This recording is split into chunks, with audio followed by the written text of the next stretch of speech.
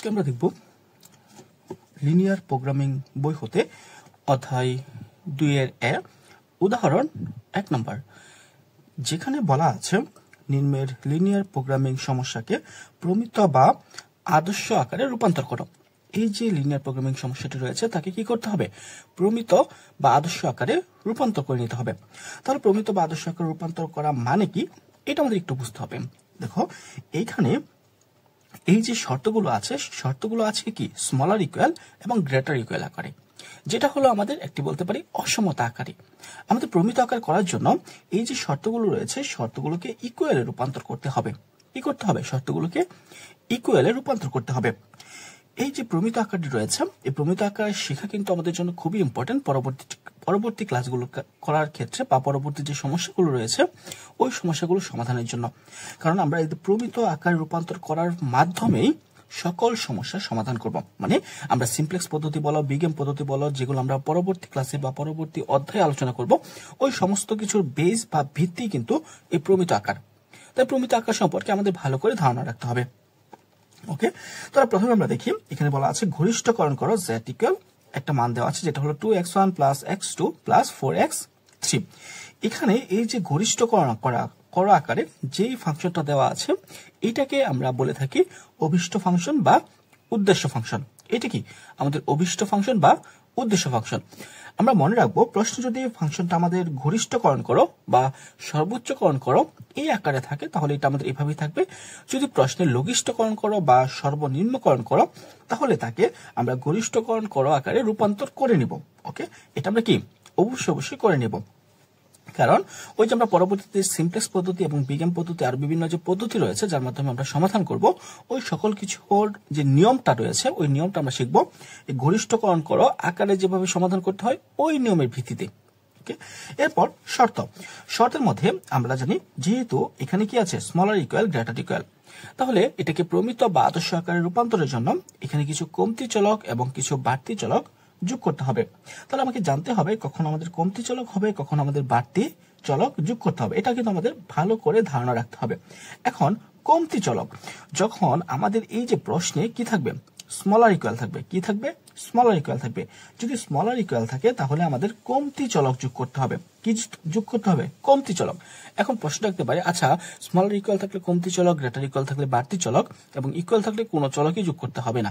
এগুলো তো আমরা ভুলে যেতে পারি, মানে মুখস্থ করতে হবে। আমি বলবো এগুলো মুখস্থ করার প্রয়োজন নেই, আমরা সহজে এটা বুঝতে পারি যে কখন কমতি চলক কখন বাড়তি চলক। আমরা যদি একটু তাকাই তাহলে এখানে দেখতে পাচ্ছি স্মলার ইকুয়াল, এটার মানে কি, এই চিহ্নটার মানে কি? এই চিহ্নের মানে হলো এই পাশে কম আর এই পাশে বেশি, তাই না? এই চিহ্নের মানে কি? এই পাশে কম আছে, এই পাশে কি আছে বেশি আছে। যেহেতু এই পাশে কম আছে তাহলে এখানে যে চলকটা যোগ করব সেটা হবে কমতি চলক। আবার এই পাশে কি আছে বেশি আছে, যেহেতু এই পাশে বেশি আছে তাহলে এই পাশে আমরা যে চলকটা যোগ করব মানে এইখানে যে চলকটা যোগ করব সেটা হবে কি বাড়তি চলক। আমি আবারও বলছি, যেহেতু আমরা সহজভাবে মনে রাখবো এই পাশে কম আছে কারণ এখানে স্মলার মানে কি এই পাশে কম আর এইদিকে বেশি। তাহলে যেহেতু এই পাশে বেশি আর আমাদের এই অসমতা চিহ্নটাকে ইকুয়ালে রূপান্তর করতে হবে, তাই এই পাশে যেহেতু কম আছে তাহলে এখানে যে চলকটা যুক্ত হবে সেটা হবে কমতি চলক। আর এই পাশে যেহেতু বেশি আছে, দেখো এখানে কি আছে বেশি আছে, তাহলে এখানে যে চলকটা যুক্ত হবে সেটা হবে আমাদের কি বাড়তি চলক। তাহলে এই লাইনগুলো আমরা ব্যবহার করে লিখে ফেলবো। লেখার জন্য আমরা এখানে লিখতে পারি কি, যে এখানে প্রথম শর্তে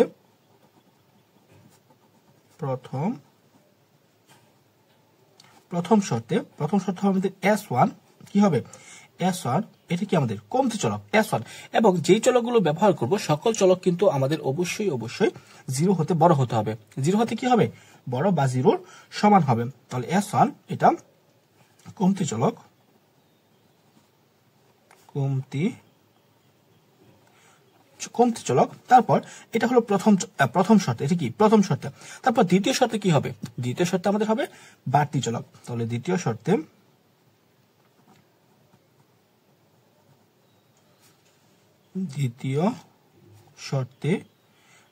হবে S2। প্রথম শর্তে হবে S1, দ্বিতীয় শর্তে হবে কি S2। এটা কি হবে বাড়তি চলক,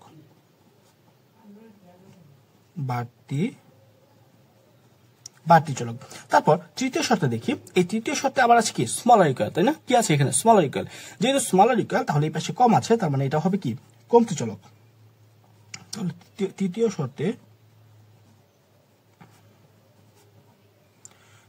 শর্তে S3 কি চলক? কমতি চলক নিয়ে অসমতাকে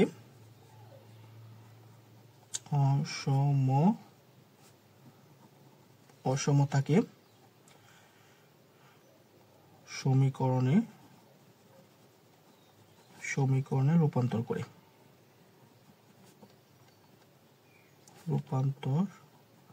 করে আদর্শ আকার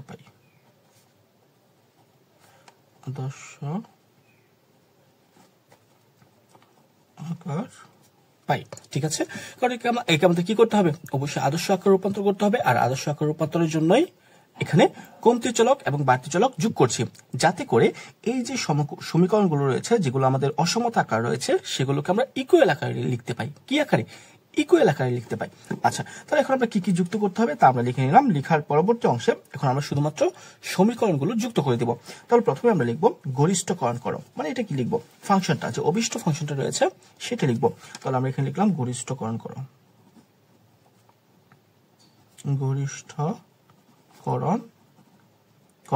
তবে একটি কথা, ফাংশন যদি গরিষ্ঠকরণ করো এটা না থেকে, আমি আবারও বলছি, যদি লঘিষ্ঠকরণ আকারে থাকতো তাহলে কিন্তু ওই লঘিষ্ঠ আকার করা ফাংশনটাকে গরিষ্ঠকরণে রূপান্তর করে নিতে হতো। কিভাবে?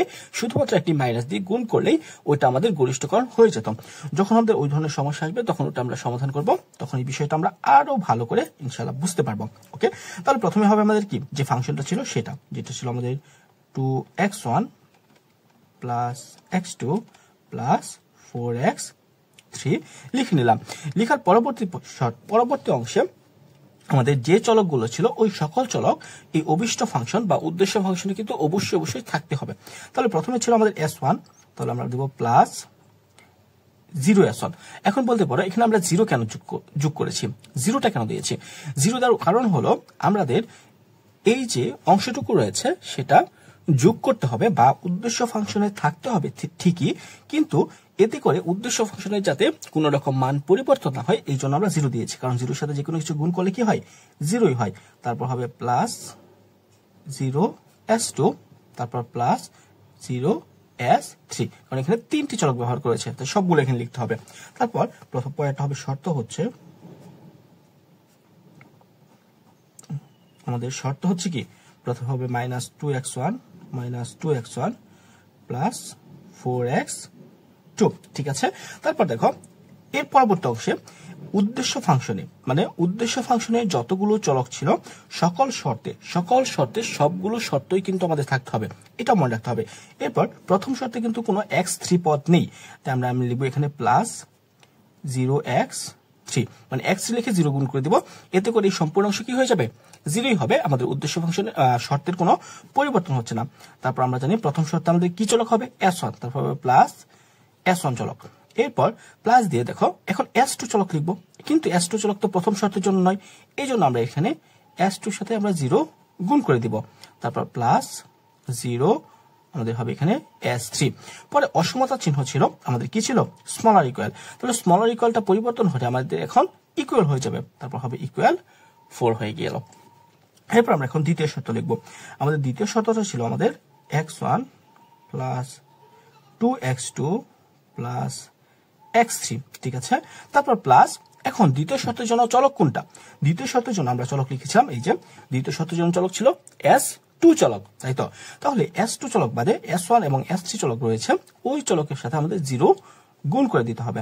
তারপর হবে 0 s1 plus s2 plus 0 s3, তারপর ইকুয়াল কত হবে? ইকুয়াল হবে আমাদের এখানে ছিল 5, আমরা 5 দিলাম, মানে অসমতা চিহ্ন পরিবর্তন হয়ে কি হয়ে যাবে? ইকুয়াল হয়ে যাবে। এর পরবর্তী আমাদের চলক ছিল 2x1 প্লাস 3x3 ছিল, কিন্তু কোনো 2 যুক্ত পদ ছিল না, কিন্তু আমরা জানি যে শর্তের মধ্যে অবশ্যই সবগুলো চলকই থাকতে হবে। তাহলে সবগুলো চলক থাকার জন্য আমরা x2 নিয়ে আসতে হবে। তাহলে আমরা লিখবো 0x2, কি লিখবো? 0x2 প্লাস 3x3, তারপর হচ্ছে প্লাস 0s1 প্লাস 0s2, তারপর এখানে হবে প্লাস s3 ইকুয়াল কি হবে? ইকুয়াল হবে 2। তাহলে এখন আমাদের তিনটি শর্ত ছিল, তিনটি শর্ত আমাদের আদর্শ আকার হয়ে গেল। আদর্শ বলতে সমীকরণ আকার হয়ে গেল। কি হয়ে গেল? সমীকরণ আকারে হয়ে গেল। এখন আমরা নিচে আমাদের চলকগুলো যেগুলো ব্যবহার করেছি ওইগুলোর কি শর্ত দিয়ে দেব। মানে চলকগুলো কি হবে? চলকগুলো হচ্ছে আমাদের x1 এর মান 0 হতে বড় হতে পারবে না, x2 এর মানও 0 হতে বড় হতে পারবে না, x3 এর মানও 0 হতে বড় হতে পারবে না। ঠিক তেমনি s1 যেই চলকগুলো ব্যবহার করেছি সবগুলো চলক লিখব। s1, তারপর হবে s2, এরপর হবে কি s3। তাহলে এই যে অংশটুকু রয়েছে এটাই হলো আমাদের প্রমিত বা আদর্শ আকারের রূপান্তর। আমি আবারও প্রথম থেকে একটু তোমাদেরকে বুঝিয়ে দেওয়ার চেষ্টা করছি। প্রথম আমাদের যে প্রমিত আকার থাকবে, মানে লিনিয়ার প্রোগ্রামিং সমস্যাটি থাকবে, তাকে আমাদের প্রমিত বা আদর্শ আকারের রূপান্তরের জন্য একটি উদ্দেশ্য ফাংশন থাকবে বা একটি অভিষ্ট ফাংশন বলে থাকি। আর এই ফাংশনটি আমাদের কি থাকবে? যদি গরিষ্ঠকরণ থাকে, গরিষ্ঠকরণ করো এই আকারে থাকে তাহলে ওটাকে ওইভাবেই রাখতে হবে। যদি ওইটা গরিষ্ঠকরণ না থাকে, লঘিষ্ঠকরণ থাকে, তাহলে তাকে গরিষ্ঠকরণে রূপান্তর করে তারপর সমাধান করব। এরপর আমাদের শর্তে যদি কি থাকে? স্মলার ইকুয়াল থাকে, তাহলে আমরা মনে করব এই পাশে কম আছে, এই পাশে কি আছে? কম আছে। যদি এই পাশে কম আছে তাহলে আমাদের যোগ করতে হবে কমতি চলক। আর যদি গ্রেটার ইকুয়াল থাকে তাহলে আমাদের বুঝতে হবে এই পাশে বেশি আছে। যেহেতু বেশি আছে তাহলে এই পাশে কি যোগ করব? আমরা যোগ করব বাড়তি চলক। কি যোগ করব? আমরা বাড়তি চলক। যাতে যোগ করে আমরা এই যে অসমতা চিহ্নটা রয়েছে এই অসমতা চিহ্ন পরিবর্তে কি লিখতে পারি? ইকুয়াল চিহ্ন লিখতে পারি। কি লিখতে পারি? আমরা ইকুয়াল চিহ্ন লিখতে পারি।